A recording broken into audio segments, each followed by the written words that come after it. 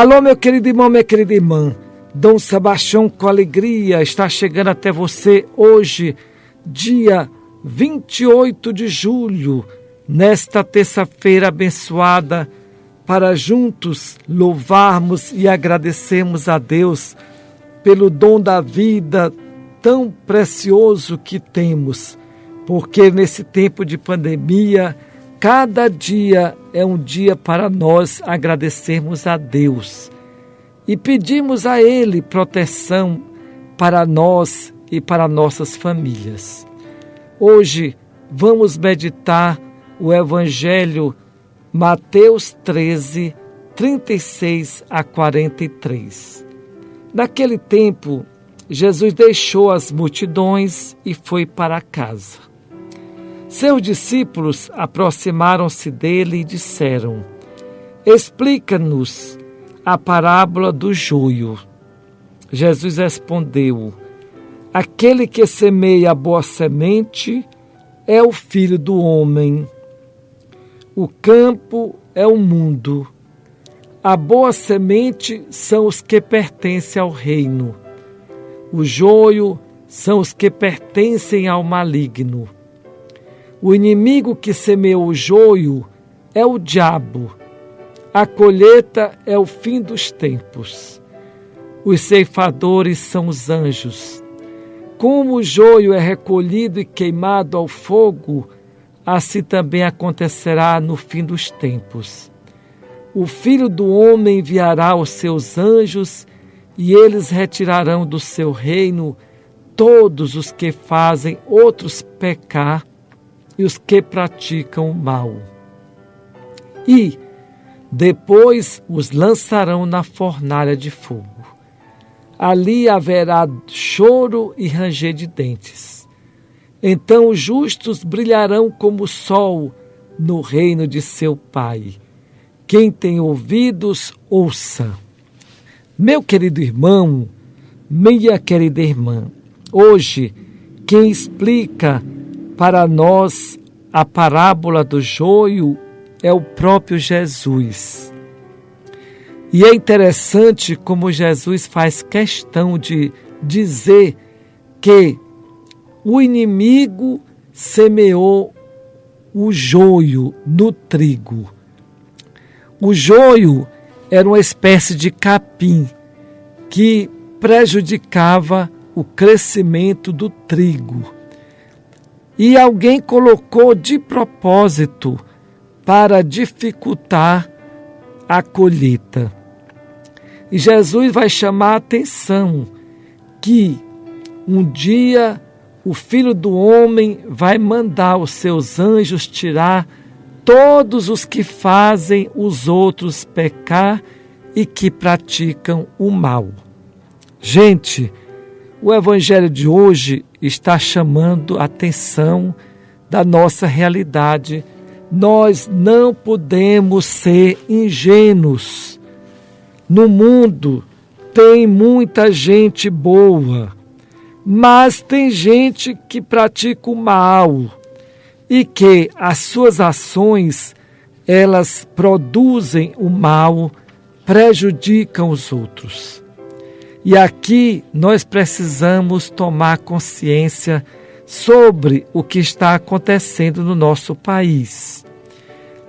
Sem paixão política, nós percebemos que o atual governo federal está sendo muito incapaz e ele está sendo muito inábil em enfrentar essa crise da pandemia, essa crise econômica, essa crise que o Brasil está passando.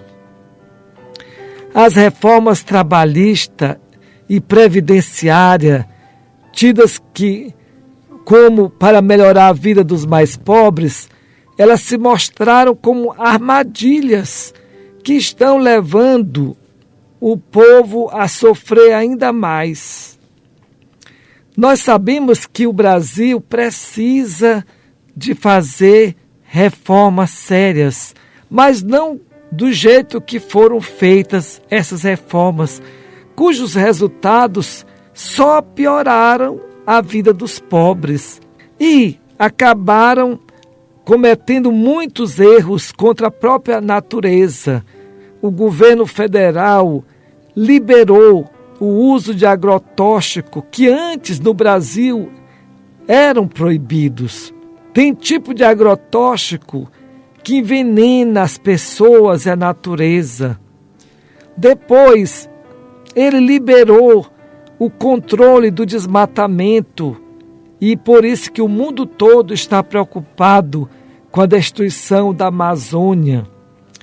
E essa economia, esse modelo de economia que está sendo defendido, ele só privilegia os grandes, pequenos grupos, esquecendo a grande maioria da população.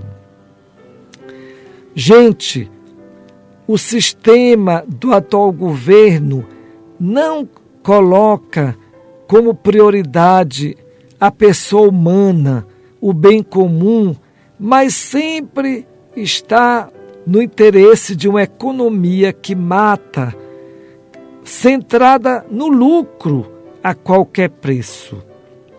Esse governo federal, ele tem se colocado muitas vezes contra a ciência. No caso da pandemia, a ciência tem ensinado que o melhor meio de diminuir, de evitar a propagação do coronavírus é o isolamento social, enquanto o governo faz questão de mostrar contra o isolamento social, contra o uso de máscara. O governo federal se posiciona contra os estados, os municípios, contra o Supremo Tribunal Federal e usa muitas vezes meios ilícitos na comunicação com o uso de fake news. Depois, o que fez? Liberou o uso de armas de fogo para a população. E isso não vai diminuir a violência. As leis do trânsito estão aí favorecendo a velocidade. Depois, uma coisa muito séria que a gente percebe é o desprezo pela educação, pela cultura, pela saúde e até mesmo pela diplomacia com outros países do mundo. Como é que a gente percebe esse desprezo pela educação? Na maneira como foram escolhidos os vários ministros que não tinham nada a ver com a educação. Às vezes também com ideias que não servem para nada. O desprezo, por exemplo, com a cultura do Brasil, né?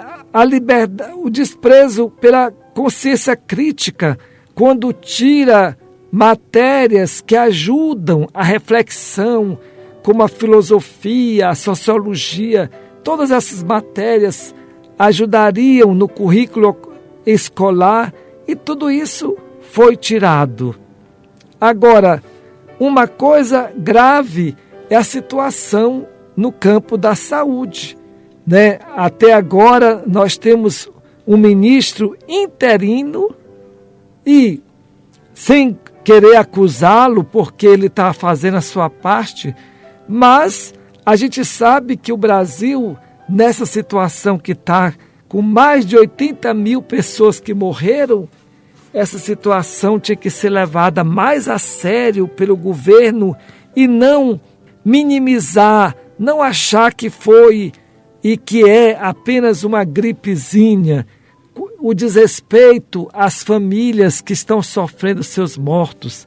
Então, diante de tudo isso, nós só podemos dizer o seguinte: tem muito joio na nossa sociedade e nós precisamos fazer de tudo para que as coisas boas que existem sejam preservadas e as coisas más sejam eliminadas, mudadas do nosso país.